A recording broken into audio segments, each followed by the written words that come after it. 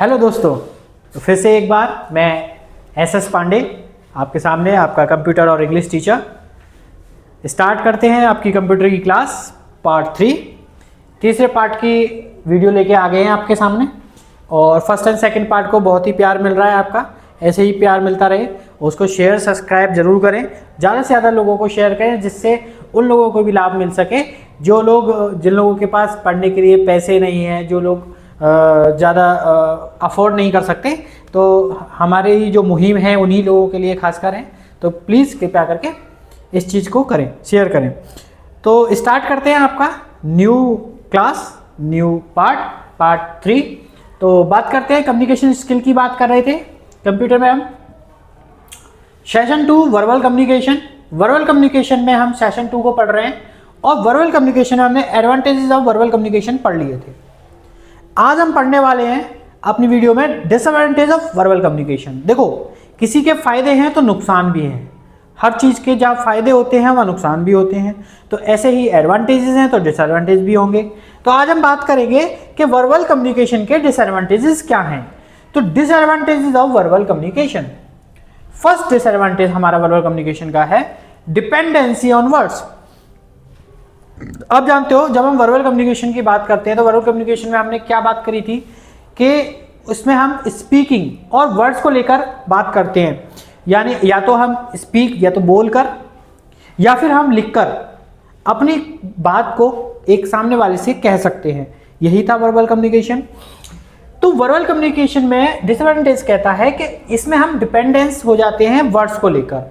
अगर मेरे पास कुछ कहने को वर्ड्स ही नहीं है, ठीक है, कुछ लिखने को वर्ड्स ही नहीं है, तो मैं वर्बल कम्युनिकेशन नहीं कर सकता, मैं किसी से वर्बल कम्युनिकेशन नहीं कर सकता। यानी एक्यूरेसी ऑफ स्पोकन वर्ड्स, आपके जो स्पोकन वर्ड्स हैं उनको एक्यूरेट होना पड़ेगा। मान लो मेरे को आपको कुछ समझाना है और मैं बोलने कुछ लग जाऊं, तो क्या आपको समझ में आएगा? नहीं आएगा, जाहिर सी बात है। क्यों नहीं आएगा? क्योंकि यहाँ पर एक्यूरेसी ऑफ वर्ड्स डिपेंडेंसी बन जाती है। यानी मेरे जो वर्ड्स हैं, जिन वर्ड्स को मैं आपके समक्ष रख रहा हूँ, आपके से कह रहा हूँ, वो वर्ड्स क्लियर होने चाहिए, अन्यथा लोगों को समझ में नहीं आएंगे।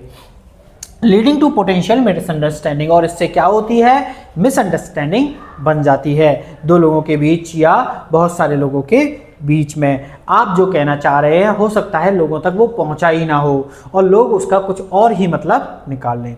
समझ में आ रहा है? आई होप समझ में आ रहा होगा आप लोगों को। जो भी अगर डाउट है तो आप कमेंट करके पूछ सकते हैं। आगे बात करते हैं पॉइंट नंबर 2 की, लैक ऑफ परमानेंट रिकॉर्ड्स। अब लैक ऑफ परमानेंट रिकॉर्ड्स क्या है दोस्तों? तो लैक ऑफ परमानेंट रिकॉर्ड्स है जब हमारे पास परमानेंट रिकॉर्ड का लैक हो जाता है, यानी हमारे पास परमानेंट रिकॉर्ड नहीं रहता है। मान लो मैंने आपसे कोई बात कही और वो बात कहकर मैं भूल गया, इसका मतलब मेरे पास उसका कोई रिकॉर्ड नहीं है। अब मैं उस बात को दोबारा नहीं कह सकता। या मैंने कोई बात लिखी तो मेरे पास, अगर मैंने वो लिख कर आपको दे दी तो मेरे पास उसका कोई रिकॉर्ड नहीं रहा, ठीक है। तो हमारे पास इसका परमानेंट रिकॉर्ड नहीं रहता है वर्बल कम्युनिकेशन का। Information is not always documented, या जो हमने इन्फॉर्मेशन कन्वे की है लोगों को, जो मैंने इन्फॉर्मेशन कन्वे की है, उसका कोई डॉक्यूमेंटेड रिकॉर्ड नहीं बन पाता है। आई होप आपको समझ में आ रहा होगा। पॉइंट नंबर 3 की बात करते हैं। पॉइंट नंबर 3 कहता है दोस्तों, limited non verbal cues. Non verbal cues limited होते हैं, यानी absence of visual and body language cues can lead to misinterpretation. यानी अगर विजुअल और बॉडी लैंग्वेज एब्सेंस हो जाएं तो इससे मिसअंडरस्टैंडिंग, मिस इंटरप्रिटेशन क्रिएट हो सकता है। यानी जब दो लोग बातचीत कर रहे हैं, यानी जब मैं आपसे कोई बात कर रहा हूँ या व्हाटएवर एल्स, कोई भी दो लोग बात कर रहे हैं, अगर उनके बीच बॉडी लैंग्वेज काम नहीं कर रहा है और वो विजुअल सही से नहीं कर पा रहे हैं, तो उनके बीच में एक मिस इंटरप्रिटेशन बन सकता है, जिसकी वजह से उन दोनों के बीच में एक झगड़ा हो सकता है। ठीक है, समझ में आ रहा होगा आई होप आपको। जैसे कि मैं अपनी बात आपसे कह रहा हूँ और मैं विजुअल्स का यूज़ ना करके, मैं बॉडी लैंग्वेज का यूज़ ना करके अगर अपनी किसी बात को आपसे कहता हूँ, तो हो सकता है मेरी बात आपको समझ में ना आए, इतने अच्छे से ना आए, तो उससे मिस इंटरप्रिटेशन बन सकता है। आई होप आपको समझ में आ रहा होगा। पॉइंट नंबर 4 की बात करते हैं, पोटेंशियल फॉर कंफ्यूजन, यानी इससे कंफ्यूजन भी क्रिएट हो सकता है। कैसे, हाउ? तो without precise wording may be unclear और कंफ्यूजिंग, मतलब जब तक आपकी जो वर्डिंग है अगर वो प्रिसाइज नहीं है, आपकी जो वर्डिंग है वो क्लियर नहीं है, तो इसका मतलब होता है कि ये आप कहीं ना कहीं अनक्लियर हो, आप कंफ्यूज हो। अगर मान लो मैं आपसे कोई बात कहना चाह रहा हूँ, या कोई भी व्यक्ति आपसे कोई बात कर रहा है, या आप किसी से कोई बात कह रहे हो और आपके वर्ड्स जो हैं वो क्लियर नहीं हैं, विदाउट प्रिसाइजिंग वर्ड्स हैं आपके, यानी आपने सोच कर समझ कर उस वर्ड्स को नहीं बोला है, ठीक है, तो वहाँ पर क्या होता है कि हमारे जो वर्ड्स हैं वो अनक्लियर हो जाते हैं और वो कन्फ्यूज़न पैदा करते हैं। यानी अगर मैं अपनी बात किसी से कह रहा हूँ तो मेरे वर्ड्स अगर वो क्लियर नहीं है तो वो कन्फ्यूज़न पैदा करेंगे, और कन्फ्यूज़न की वजह से वो चीज़ समझ में नहीं आएगी। समझ में आ रहा है आपको? आई होप समझ में आ रहा होगा। किसी को कोई डाउट है तो वो कमेंट्स में मुझसे पूछ सकता है, जिसको भी लेना है स्क्रीनशॉट ले सकता है। आपके सामने सारे पॉइंट्स यहाँ पर लिखे हुए हैं। कोई भी डाउट है, किसी भी प्रकार का डाउट है आपको, आप मुझसे कमेंट्स में पूछ सकते हैं। हमारी टीम आपको ऑलवेज सारे जवाब देने के लिए बैठी हुई है। आई होप्स आपको समझ में आ रहा होगा। नेक्स्ट बात करते हैं। चलिए, अब हमारा जो ऑप्शन है वो हमारा यहाँ पे, एक सेकेंड, ओके, नेक्स्ट बात करते हैं। तो मैं देख पा रहा हूँ कि आप लोगों के कमेंट्स वगैरह जो हैं वो थोड़े कम हैं। अपने कमेंट्स वगैरह भी आप लोग हम पे हमारी वीडियोस पे किया करें, जिससे क्या है कि हमें पता चलता रहे कि हमारी जो वीडियोस हैं वो प्रॉपर आ रही हैं, प्रॉपर हमारा जो कंटेंट है वो आपको पसंद आ रहा है। तो इससे हमें एक मोटिवेशन मिलता है दोस्तों। तो प्लीज़ आपको जब भी मौका मिले, आप जब भी हमारी वीडियोस को देख रहे हैं तो एक सेकंड निकाल कर बस उसमें कमेंट डाल दें, जिससे हमारा मोटिवेशन बढ़ता रहता है और हमें भी अच्छा लगता है कि आप लोगों को हमारी वीडियोस पसंद आ रही है। आई होप आपने स्क्रीनशॉट ले लिया होगा। नेक्स्ट बात करते हैं। चलिए मैं इसको रब कर देता हूँ। Okay,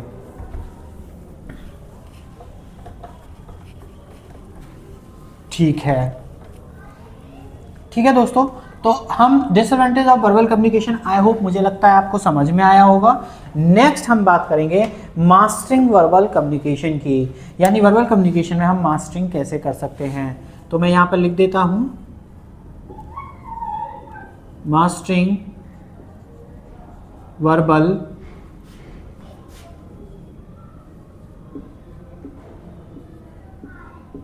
communication. तो वर्बल कम्युनिकेशन में हम मास्टरिंग कैसे कर सकते हैं, इसके बारे में दोस्तों मैं आपको बताता हूं। तो वर्बल कम्युनिकेशन में मास्टरिंग कैसे कर सकते हैं, सबसे पहला पॉइंट दोस्तों, पहला है क्लैरिटी। इस पर हमने पहले भी चर्चा की हुई है, एक बार फिर से कर लेते हैं। क्लैरिटी का मतलब है कि आपके जो वर्ड्स होने चाहिए दोस्तों वो क्लियर होने चाहिए और सिंपल होनी चाहिए। अगर आप अपनी बात किसी से कह रहे हैं और आपके जो वर्ड्स हैं वो क्लियर हैं और सिंपल हैं, तो सामने वाले को वो अच्छे से समझ में आएंगे। समझ में आ रहा है मैं क्या कहना चाह रहा हूँ? अगर आपके वर्ड्स एकदम क्लियर हैं, इसका मतलब, क्लियरिटी का मतलब है कि use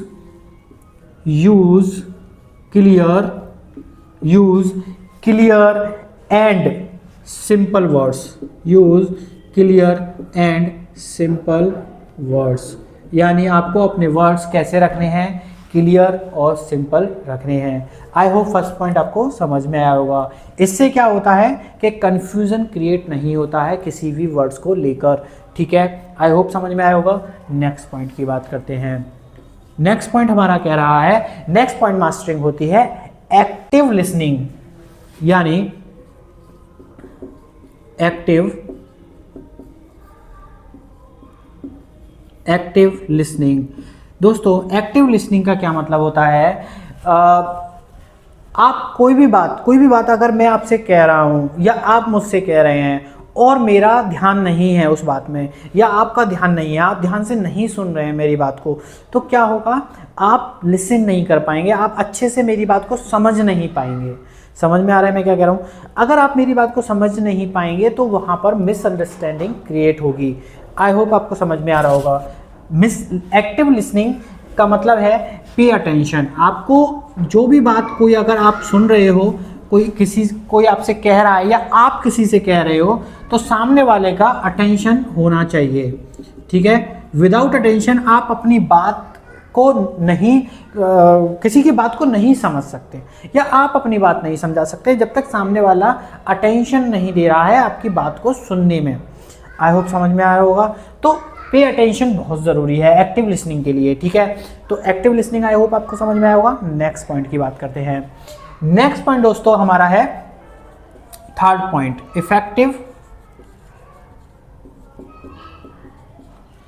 effective tone.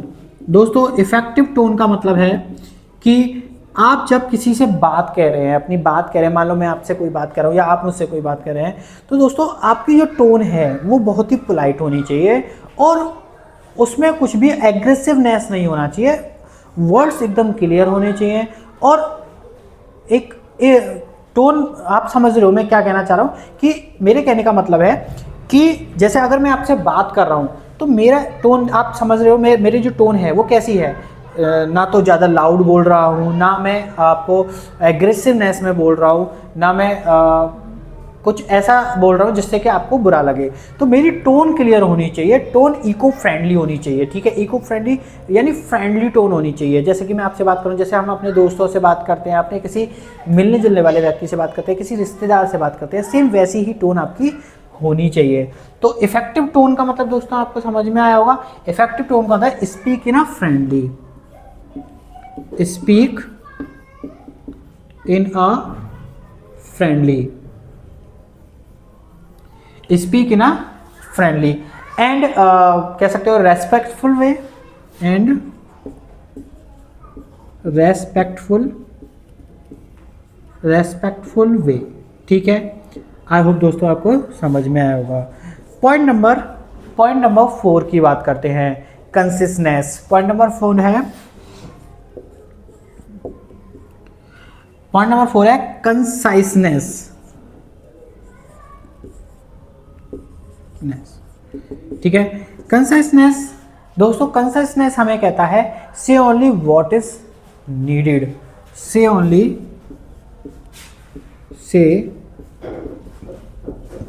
Only what is needed.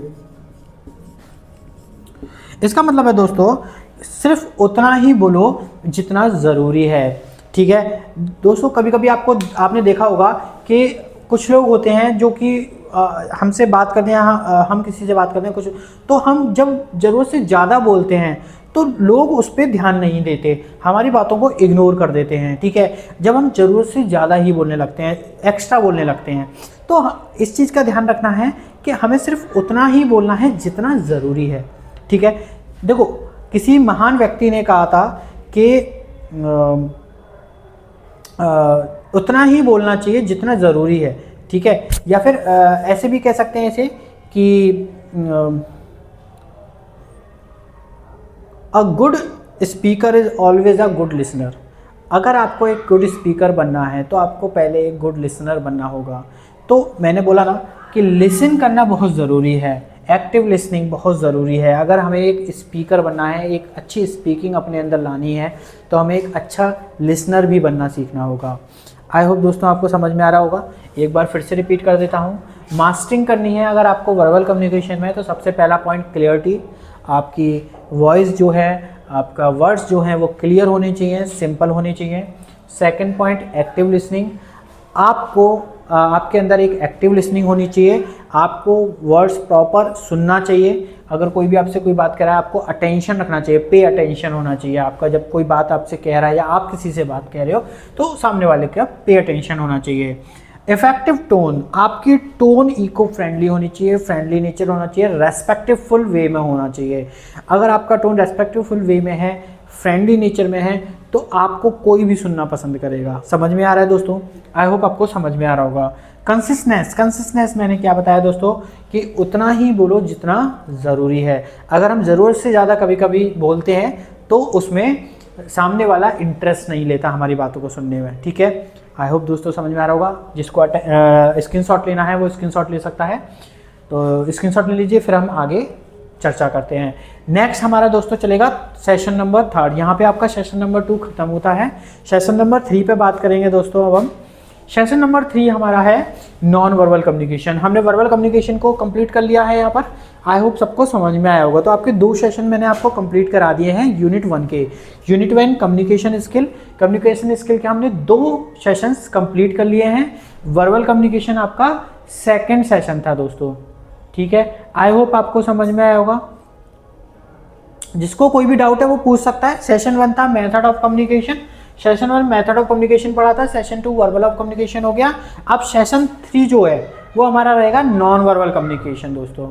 ठीक है, चलिए तो स्टार्ट करते हैं। आई होप आप लोगों ने स्क्रीनशॉट ले लिया होगा। तो आज हम स्टार्ट करते हैं सेशन नंबर 3। ठीक है, मैं इसको रब कर देता हूँ। तो दोस्तों नॉन वर्बल कम्युनिकेशन के लिए हम बात कर रहे थे। मैंने जैसा आपको बताया कि सेशन 2 हमारा कंप्लीट हो चुका है वर्बल कम्युनिकेशन। अब हम सेशन 3 की बात करेंगे, नॉन वर्बल कम्युनिकेशन। तो वर्बल कम्युनिकेशन में एक बार फिर से मैं रिवाइज कराता हूँ। क्या था याद करो कि वर्बल कम्युनिकेशन में मैंने आपको क्या बताया था कि वर्बल कम्युनिकेशन वो कम्युनिकेशन होता है जिसमें हम यूजिंग स्पोकन और रिटन वर्ड्स का यूज करते हैं। यही बात हुई थी हमारी। और तो नॉन वर्बल कम्युनिकेशन क्या होगा, जस्ट इसका अपोजिट होगा दोस्तों। तो नॉन वर्बल कम्युनिकेशन क्या कहता है, non verbal communication is a process of conveying message without using spoken और रिटन वर्ड्स। यानी अगर मैं मेरे को कोई मैसेज कन्वे करना है, कोई कम्युनिकेशन के लिए कोई मैसेज कन्वे करना है, तो उसमें मैं स्पोकन और रिटन वर्ड्स का यूज नहीं करूंगा। इसी को कहते हैं नॉन वर्बल कम्युनिकेशन। अब आपके दिमाग में डाउट आ रहा होगा, और वो डाउट क्या है? वो डाउट मुझे पता है। देखो मेरे को सब पता रहता है कि बच्चों के दिमाग में क्या डाउट आ सकता है। ठीक है, तो क्या डाउट हो सकता है? वो डाउट ये है कि जब हम स्पोकन का भी यूज नहीं करेंगे और रिटन का भी यूज नहीं करेंगे तो हम कम्युनिकेशन कैसे करेंगे? जाहिर सी बात है, सही डाउट है आपका बिल्कुल दोस्तों। तो जब हम स्पोकन का भी यूज नहीं कर रहे, रिटन का भी यूज नहीं कर रहे, तो हम अपनी मैसेज को कन्वे कैसे कर रहे हैं? तो इसको हम आगे जानेंगे। देखिए एक बार और मैं इसका डेफिनेशन आपको एक तरीके से बता देता हूं। Non verbal uses facial expression. तो नॉन वर्बल में हम क्या यूज करते हैं दोस्तों? आपके क्वेश्चन का जवाब, फेशियल एक्सप्रेशन का यूज करते हैं, बॉडी लैंग्वेज का यूज करते हैं, गेस्चर्स का यूज करते हैं फॉर कन्वेइंग द मैसेज। अगर हमको अपना मैसेज कन्वे करना है नॉन वर्बल कम्युनिकेशन के थ्रू, तो हमें किस चीज का यूज करना पड़ेगा? फेशियल एक्सप्रेशन का यूज करना पड़ेगा, बॉडी लैंग्वेज का यूज करना पड़ेगा, गेस्चर्स का यूज करना पड़ेगा दोस्तों। अब फेशियल एक्सप्रेशंस क्या है दोस्तों? फेशियल एक्सप्रेशंस आप जानते हो, अगर मुझे किसी को बताना है कि मैं बहुत खुश हूं, तो दोस्तों मैं कैसे बताऊंगा? जाहिर सी बात है, मैं फेशियल एक्सप्रेशंस करके बताऊंगा। अगर मैं रो रहा हूं तो मैं इस तरीके से एक्टिंग करूंगा। जाहिर आप देखते होंगे कि जब हम फिल्म इंडस्ट्री में देखते हैं तो वहां पे जो एक्टर्स होते हैं या एक्ट्रेसेस होती हैं, वो क्या करती हैं? फेशियल एक्सप्रेशन पे बहुत ध्यान देते हैं। अगर उनका फेशियल एक्सप्रेशन उनके एक्टिंग से मैच नहीं करेगा तो वो एक्टिंग जो है उनकी परफेक्ट नहीं हो पाती है। आपने देखा होगा। सेम ऐसे ही हमको अगर नॉन वर्बल कम्युनिकेशन किसी से करना है तो हम फेशियल एक्सप्रेशन के थ्रू कर सकते हैं, बॉडी लैंग्वेज के थ्रू कर सकते हैं। मुझे किसी को अपने पास बुलाना है, मैं कैसे बुलाऊंगा? इशारा करके बुला सकता हूं अपने पास। किसी को दूर भेजना है तो मैं कैसे इशारा करूंगा? दूर जाने का इशारा करूंगा। ठीक है, तो इसको बोलते हैं बॉडी लैंग्वेज। ठीक है, हम अपने बॉडी लैंग्वेज का भी यूज करते हैं समझाते समय। जैसे मैं आपको समझा रहा हूं, अपने हैंड गेस्चर्स का यूज कर रहा हूं आपको समझाने के लिए, तो इसको कहते हैं दोस्तों बॉडी लैंग्वेज का यूज करते हैं। आई होप आपको समझ में आ रहा होगा। गेस्चर्स बहुत सारे, जैसे आपने गेस्चर्स का बहुत अच्छा एग्जांपल देता हूं दोस्तों आपको। आपने मोबाइल में देखा होगा, आजकल जो स्मार्टफोन्स हो गए हैं वो बहुत ही स्मार्ट हो गए हैं। आपने देखा होगा जब आप सी बनाते हो मोबाइल में कोई सी बनाते हो तो कैमरा ओपन हो जाता है। तो इनको कहते हैं दोस्तों हम गेस्चर्स। आप कॉलिंग के लिए अगर आप डबल टैप करते हो तो वो लाइट ऑन हो जाती है, फिर डबल टैप करते हो लाइट ऑफ हो जाती है। तो दोस्तों इन्हें बोला जाता है गेस्चर्स। तो हम गेस्चर्स का भी यूज करके दूसरों से अपने मैसेज को कन्वे कर सकते हैं। ठीक है, आई होप दोस्तों आपको समझ में आ रहा होगा। ठीक है, कोई भी डाउट है किसी प्रकार का, आप मैसेज करके, आप कमेंट करके पूछ सकते हैं। नेक्स्ट पॉइंट की बात करते हैं इसमें ही, इन एवरीडे कम्युनिकेशन, हम हर रोज कम्युनिकेशन का यूज करते हैं, हर वक्त कम्युनिकेशन का यूज करते हैं, चाहे अपने दोस्त हो, चाहे रिश्तेदार हो, चाहे घर वाले हो, या कोई भी हो। आप स्कूल में जाते हो, अपने दोस्तों से बात करते हो, अपने टीचर से बात करते हो, तो कम्युनिकेशन का हम डेली लाइफ में यूज करते हैं। बात करते हैं 55% हम कम्युनिकेशन करते हैं is done using body movement से और फेस से और आर्म से एक्सेट्रा। यानी 55% जो हम कम्युनिकेट करते हैं लोगों से, वो हम किसके थ्रू करते हैं? अपने बॉडी मूवमेंट्स के थ्रू करते हैं दोस्तों, अपने फेस के थ्रू करते हैं, अपने आर्म्स के थ्रू करते हैं। ठीक है, हमें किसी को बुलाना है, हम इशारों से ही बुला लेते हैं, हम बोल के नहीं बुलाते। नॉर्मली हम जो है अपनी बॉडी लैंग्वेज का ज़्यादा, बॉडी मूवमेंट्स का यूज़ ज़्यादा करते हैं जब भी हमें किसी से कम्युनिकेट करना है दोस्तों। तो 55% आप यहाँ से याद रख सकते हैं, कोई ज़्यादा बड़ा इशू नहीं है। 55% कम्युनिकेशन हम किसके थ्रू करते हैं? By using body movements, face, arms और एक्सेट्रा। 38% दोस्तों हम कम्युनिकेट करते हैं is done using voice tone. ठीक है, हम यूज़ करते हैं वॉइस का, टोन का और पॉजेज का। हम पॉजेज का यूज़ करते हैं, वॉइस का यूज़ करते हैं, टोन का यूज़ करते हैं। अगर मुझे किसी से बात करनी है, मैं अपनी वॉइस से बात करूंगा, जाहिर सी बात है मैं उसको पास बिठा के उससे पूछूंगा, हाय हेलो करूंगा। टोन मेरी फ्रेंडली होनी चाहिए, मैंने आपको पहले भी बताया दोस्तों, हमने वर्बल कम्युनिकेशन में बात किया था। तो इस तरीके से भी हम 38% का यूज़ करते हैं। 38% हम कम्युनिकेशन किसके थ्रू करते हैं दोस्तों? वॉइस के थ्रू करते हैं, टोन के थ्रू करते हैं और पॉज के थ्रू करते हैं दोस्तों। लास्ट बात करते हैं, ओनली 7% जो कम्युनिकेशन हम करते हैं वो डन करते हैं वर्ड्स के थ्रू। केवल 7%, देखो आप भी चौंक गए होंगे कि केवल 7% हम जो यूज करते हैं, कम्युनिकेट जो करते हैं, वो वर्ड्स के थ्रू करते हैं। अन्यथा बाकी का जो बचा हुआ हमारा परसेंटेज है वो हम किसके थ्रू करते हैं? या तो हम अपने बॉडी मूवमेंट्स के थ्रू करते हैं दोस्तों, या फिर हम वॉइस के थ्रू करते हैं, या टोन के थ्रू करते हैं दोस्तों। ठीक है, आई होप आपको समझ में आएगा दोस्तों। जिसको कोई भी डाउट है, देखो स्क्रीनशॉट ले सकते हो उसका, स्क्रीनशॉट ले लीजिए, इसको रिटर्न करिए। देखिए पेन कॉपी लेके जरूर बैठा करें, जब भी आपको अच्छे से समझ में आएगा, और या फिर स्क्रीनशॉट ले लिया करें। और वीडियो को जो अगर समझ में नहीं आ रहा है तो स्लो मोशन में करके एक बार दोबारा से देखें। और नॉन वर्बल कम्युनिकेशन को समझने के लिए पहले वर्बल कम्युनिकेशन को जरूर समझें। आपको जो लिंक है वो आई बटन में दे दिया जाएगा। आशीष सर जो है या जो भी है वो आपको आई बटन में लिंक जो है प्रोवाइड करा देंगे, तो उस पर आप देख सकते हैं वर्बल कम्युनिकेशन की वीडियो आपको, सॉरी इससे पहले की वीडियो आपको पार्ट 1 और पार्ट 2 आपको मिल जाएंगे, अगर आपको ढूंढने में दिक्कत हो रही है तो। और नोटिफिकेशन बेल आइकन जरूर दबा लें, जिससे क्या है आपको कोई परेशानी ना हो, हमारी वीडियोस जो हैं ऑटोमेटिक आपके पास तक पहुंचती रहे। आई होप आपको यहाँ तक समझ में आया होगा। नेक्स्ट बात करते हैं दोस्तों, अब हम बात करेंगे कि एग्जाम्पल्स क्या हैं नॉन वर्बल कम्युनिकेशन के। नॉन वर्बल कम्युनिकेशन तो हमें समझ में आ गया, नॉन वर्बल कम्युनिकेशन का हमें ये भी समझ में आ गया इसे यूज़ कैसे करते हैं, एवरीडे कम्युनिकेशन कैसे किया जाता है नॉन वर्बल को। लेकिन इसके एग्जाम्पल्स क्या हैं, अब हम इसके एग्जाम्पल्स को समझेंगे। चलिए तो मैं इसको मिटा देता हूँ।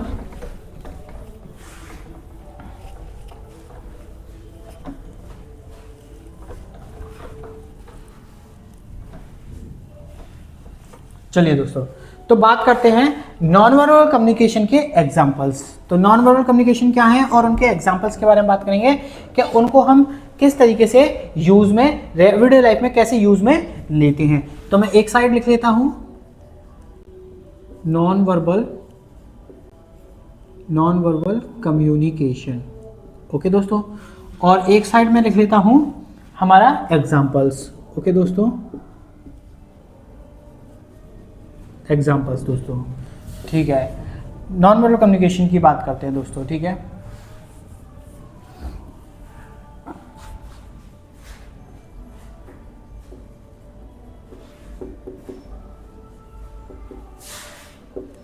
Non verbal communication. चलिए दोस्तों, तो नंबर 1 हमारा नॉन वर्बल कम्युनिकेशन में नंबर 1 आता है दोस्तों गेस्चर्स। अभी हमने गेस्चर की बात करी, आपको समझाता हूँ गेस्चर्स कैसे काम करते हैं नॉन वर्बल कम्युनिकेशन में दोस्तों। नंबर 2 पहले यहाँ पे लिख देता हूँ मैं, चलो यहाँ लिख देते हैं हम, या फिर पहले गेस्चर की, चलो पहले लिख ही देते हैं। नंबर 2 है हमारा एक्सप्रेशंस दोस्तों, एक्सप्रेशंस। ठीक है, और नंबर 3 पे हमारा आता है दोस्तों body language, body language. Okay, I hope आपको समझ में आ रहा होगा। Number 1 gestures. अब हम गेस्चर्स की बात करते हैं कि गेस्चर्स हमारी एवरीडे लाइफ में कैसे काम करते हैं। तो इसका एक एग्जांपल, सबसे पहला एग्जांपल मैं आपके समक्ष रखता हूँ, आपको बता दूँ। तो जैसे हम रेज करते हैं, raising a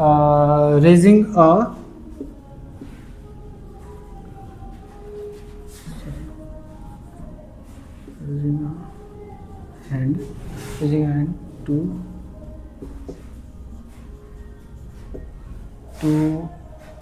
greet or say goodbye.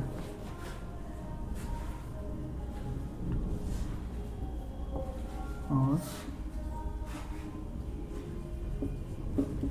goodbye.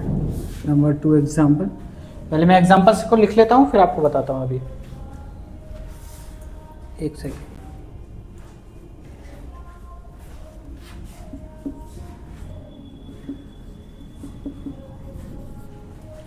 pointing a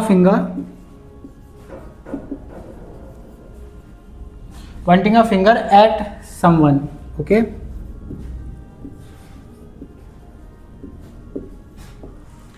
तो गेस्चर की बात करते हैं दोस्तों। सबसे पहले नंबर 1 आपको समझ में आ रहा होगा, raising a hand to greet और गुड बाय। जब भी हम किसी को ग्रीट करते हैं, किसी को ग्रीट करना होता है तो हम अपना हैंड रेज करके ग्रीट करते हैं, हम बताते हैं। गुड बाय करना है तो हम हैंड रेज करते हैं, किसी को बाय कहना है तो हम हैंड रेज करके बाय करते हैं, ठीक है। किसी को हाई भी कहना है तो भी हम हैंड रेज करके हाई कहते हैं। तो ग्रीट करने के लिए हम अपने हैंड्स का यूज़ करते हैं, जिनको बोलते हैं हम गेस्चर्स। ये गेस्चर्स होते हैं। किसी को सल्यूट करना है, हम अपना हैंड रेज करके और उसको सल्यूट करते हैं, ये गेस्चर्स होते हैं, जिससे पता चलता है कि हम सामने वाले को ग्रीट करना चाहते हैं या जो भी है उसको धन्यवाद करना चाहते हैं, थैंक्स करना चाहते हैं या वॉट एवर एल्स, तो हम गेस्चर्स का यूज़ करते हैं। Number 2 point, pointing a finger at someone. अगर किसी को मुझे बुलाना है, किसी को स्पेशली पॉइंट आउट करना है, तो मैं अपने फिंगर का इस्तेमाल करता हूँ। अपने फिंगर का इस्तेमाल करके उसको पॉइंट आउट करके बताता हूँ, गेस्चर्स करता हूँ, ठीक है। आई होप आपको समझ में आया होगा। बात करते हैं नेक्स्ट सेकंड पॉइंट की बात करते हैं, एक्सप्रेशंस की। एक्सप्रेशंस क्या है दोस्तों? Expression number 1,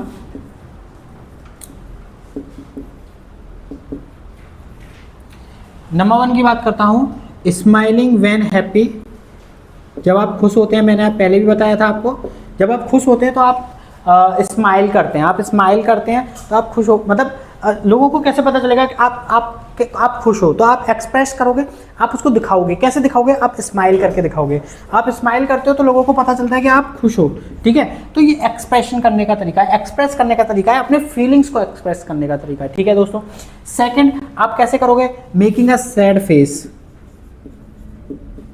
making a sad face. आप दुखी हो तो लोगों को कैसा पता चलेगा? आप सैड फेस बनाओगे अपना, आपका फेस जो होगा सैड होगा, व्हेन सैड। जब आप सैड होगे तो सैड फेस बनाओगे, जाहिर सी बात है।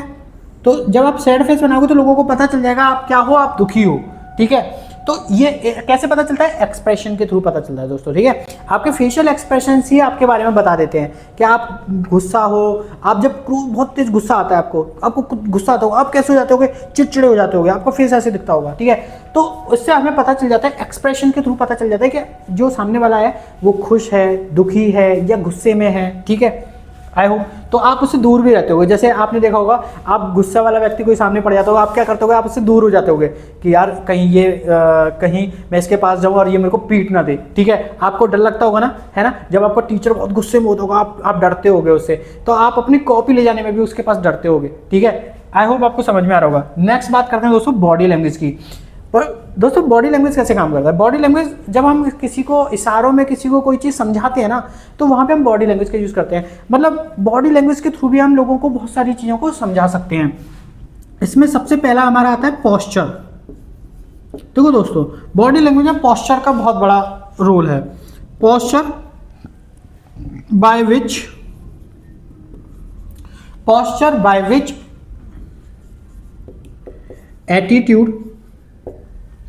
attitude and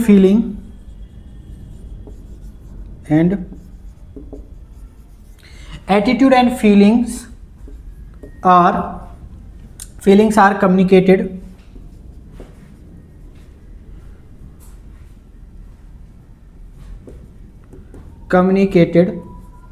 ठीक है, communicated और स्टैंडिंग स्ट्रेट, जैसे कि आप खड़े हो, आपको सीधा खड़ा होना है, किसी ने बोला आपको सीधा खड़ा, तो आप कैसे सीधे खड़े होगी, जाहिर सी बात है स्टैंडिंग स्ट्रेट,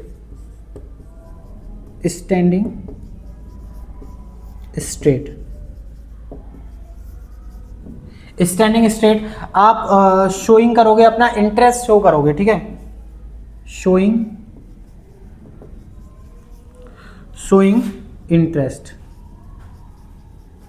इंटरेस्ट, ठीक है। तो बॉडी लैंग्वेज कैसे वर्क करता है दोस्तों? Posture by which attitude and feelings are communicated.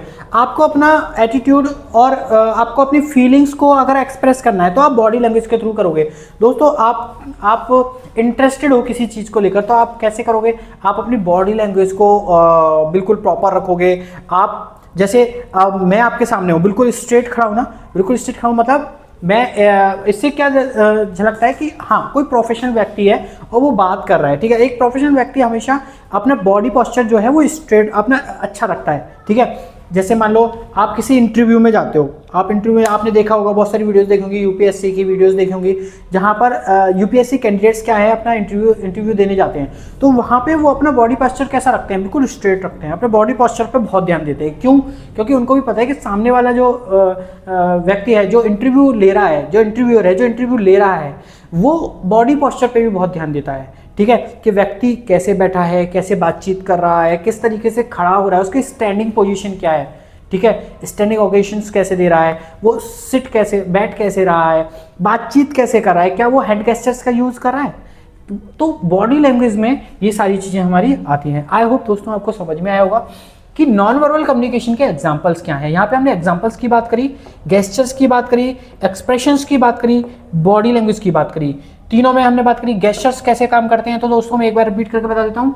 Raising a hand to greet और गुड बाय, जब हम हैंड रेज करते हैं, किसी को हमें ग्रीट करना है, हाई बोलना है या गुड बाय करना है, तो हम किसका यूज़ करते हैं? गेस्चर्स का यूज़ करते हैं। अगर हमें किसी को पॉइंट आउट करना है तो हम क्या करते हैं? फिंगर का यूज़ करते हैं। एक्सप्रेशंस में बात करूं तो एक्सप्रेशंस कैसे शो करते हैं? अगर मुझे दिखाना है कि मैं खुश हूं तो मैं क्या करूंगा? स्माइल, अपने चेहरे पर एक स्माइल लाऊंगा। अगर मैं दुखी हूं तो मेरा चेहरा कैसा होगा? दुखी होगा, मैं दुखी चेहरे से बात करूंगा, ठीक है। तो इससे क्या पता चलता है? हमारे एक्सप्रेशंस पता चलते हैं। बॉडी लैंग्वेज कैसे वर्क करता है? अगर मुझे मेरा पोस्चर, मेरे को कहीं इंटरव्यू देने जाना है, किसी से बात करना है, किसी प्रोफेशनल व्यक्ति से बात करना है, तो मेरा बॉडी पोस्चर बहुत ज़्यादा डिपेंड करता है, बॉडी लैंग्वेज बहुत डिपेंड करता है। मैं उनसे तरीके से बात करूंगा, थोड़ा गैप लूंगा, अपना बॉडी पोस्चर स्ट्रेट रखूंगा, तरीके से बात करेंगे, से हाय हेलो करोगे आप। तो बॉडी लैंग्वेज का बहुत ज़्यादा ज़रूरी है जब आप किसी प्रोफेशनल व्यक्ति से बात कर रहे हो, आप बिजनेस मीटिंग्स कर रहे हो, बहुत सारी जगहों पर आपका बॉडी लैंग्वेज जो है वो देखा जाता है। आई होप दोस्तों आपको समझ में आया होगा। यहाँ पर हमारा सेशन 3 जो है ऑलमोस्ट कंप्लीट हो चुका है। इसमें लास्ट जो है अभी रह गया है थोड़ा सा, जैसे what are different type of normal communication की बात करेंगे। तो दोस्तों आई होप इस पार्ट में मैं आज के लिए इतना ही कंटेंट रखते हैं, क्योंकि फिर वीडियो बहुत लंबी हो जाएगी। नेक्स्ट वीडियो में, नेक्स्ट पार्ट में मैं आपको नॉन वर्बल कम्युनिकेशन यानी आपका सेशन नंबर 3 जो है वो कंप्लीट कर देंगे। तो बहुत जल्द आपके पास नेक्स्ट पार्ट जो है हमारी तरफ से पहुँच जाएगा।